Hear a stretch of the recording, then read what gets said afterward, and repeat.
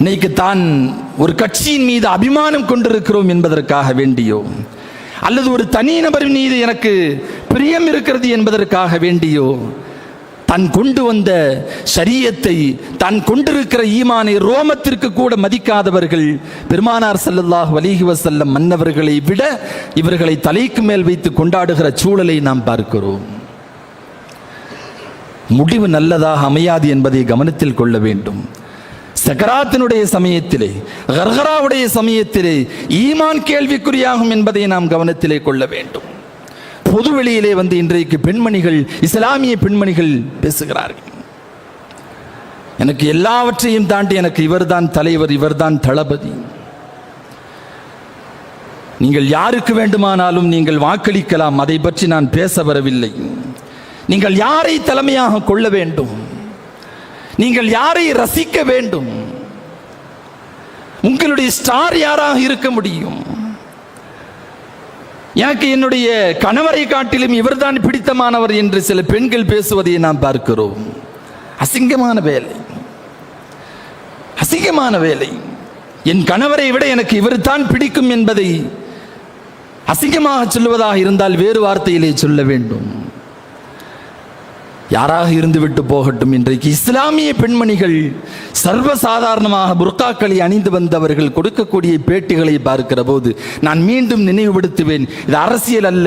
நீங்கள் யாரையோ நீங்கள் நம்பிவிட்டு போங்கள், ஆனால் ஷரியத் என்று வருகிற போது உங்களுடைய வார்த்தைகள், உங்களுடைய நாவுகள் குஃப்ர் சம்பந்தமான வார்த்தைகளை உச்சரிப்பது ஏன்? ஒரு கட்சியில் இருந்துட்டு போங்க, தப்பில்லை. ஒரு தனி நபரை நீங்கள் விரும்புகிறீர்கள், இருந்துவிட்டு போகட்டும், தப்பில்லை. ஆனால் நீங்கள் கொண்டிருக்கிற ஈமானை விட, ஷரியத்தை விட அந்த பிரியம் அதிகமாகிறது என்று சொன்னால், உங்களுடைய வார்த்தைகள் குஃப்ரான வார்த்தைகளை, இறை நிராகரிப்புகளை கொண்டிருக்கக்கூடிய வார்த்தைகளை உச்சரிக்கிறது என்று சொன்னால், இந்த பிரியம் மிகவும் ஆபத்தானது மட்டுமல்ல, ஈமானுக்கு எதிரானது என்பதை நீங்கள் புரிந்து கொள்ள வேண்டும். குறிப்பாக இளைஞர்கள். எத்தனையோ பெண்மணிகளை நாங்கள் பார்க்கிறோம், காணொளிகளின் வாயிலாக, வீடியோக்களின் வாயிலாக வரக்கூடிய ஒவ்வொன்றையும் பார்க்கிற போது புர்காக்குள்ளே ஒளிந்து கொண்டு அவர்கள் தங்களுடைய கல்புகளில் இருக்கிற குஃப்ரான வார்த்தைகளை வெளிப்படுத்துகிறார்கள். நாங்கள் காலையில் இருந்து சாயங்காலம் வரைக்கும் இவரை பார்க்கறதுக்காக வேண்டி நாங்கள் வெயிட் பண்ணிட்டு இருக்கிறோம். அது ஒரு இபாதத்தா? அது யாரை பார்ப்பதற்கு நீங்கள் வெயிட் பண்ணி கொண்டிருக்கிறீர்கள், காத்திருக்கிறீர்கள்? தொழுகைக்காக வேண்டி காத்திருப்பது இபாதத்து என்று சொன்னார்கள் ஸல்லல்லாஹு அலைஹி வஸல்லம் அவர்கள். யாரை பார்க்கிறதுக்கு நீங்க காத்திருக்கிறீங்க? ஷரியத்தில் அப்படி ஏதேனும் சொல்லித்தரப்பட்டிருக்கிறதா? உங்களுடைய வாழ்க்கையில் ஒரு சோத்து பருக்கைக்கு கூட உதவாதவர்கள், உபாரமாக இல்லாதவர்களை பார்க்க வேண்டும் என்பதற்காக வேண்டி 5 நேர தொழுகைகளை விட்டு வந்து வீதியிலே இறங்கி நிற்கிறார்கள் இன்றைய பெண்மணிகள். நிற்கிறது மட்டுமில்லை, பேட்டி சர்வசாதாரணமாக பேசுகிறார்கள் பொதுவெளியிலே. எங்க குடும்பத்தில் உள்ள எல்லோரும் நாங்கள் இவரைத்தான் இது பண்றோம், பண்ணிட்டு போட்டும், தப்பு இல்லை. உன்னுடைய லுஹருடைய தொழுகை எங்கே? அசர் தொழுகை எங்கே? மக்ரிபு எங்கே? அவர் என் அருகாமைக்கு வந்தால் அவரை நான் கட்டிப்பிடிப்பேன். ஒரு அந்நிய ஆணை பற்றி ஒரு ஈமான்தாரி சொல்லுகிற வார்த்தையா இது பொதுவெளியிலே? இந்த நேரத்தில் தான் சஹாபி பெண்மணிகளை யோசித்து பார்க்கிறோம். தல்ஹா ரலியல்லாஹு அன்ஹு அவர்கள் ஈமான் இல்லாத சமயத்திலே இஸ்லாத்தை ஏற்றுக்கொள்வதற்கு முன்னால் ஒரு சஹாபி பெண்மணியிடத்திலே திருமணம் செய்து கொள்வதற்காக வேண்டி தூது அனுப்புகிறார்கள். உன்னை கல்யாணம் பண்ணிக்கிறேன்னு நான் ஆசைப்படுறேன். நல்ல பொருளாதார பின்பலம் கொண்டவர் தல்ஹா ரலியல்லாஹு அன்ஹு, நல்ல செல்வாக்குடையவர், சமூகத்தில் அந்தஸ்துடையவர், எல்லாம் இருந்துச்சு.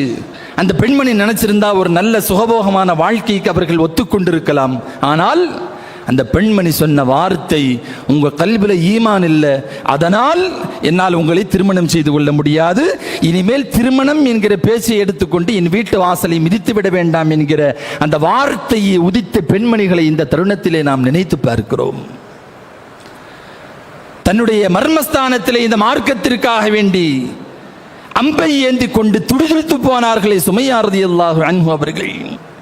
காலையில இருந்து சாயங்காலம் வரைக்கும் வெயில்ல வேகிறாங்க. என்னன்னு கேட்டா, இன்னால பார்க்கணும், அவரை பார்த்துட்டோம்னு சொன்னா என்னுடைய வாழ்க்கையில் அது ஒரு பெரிய லட்சியம்.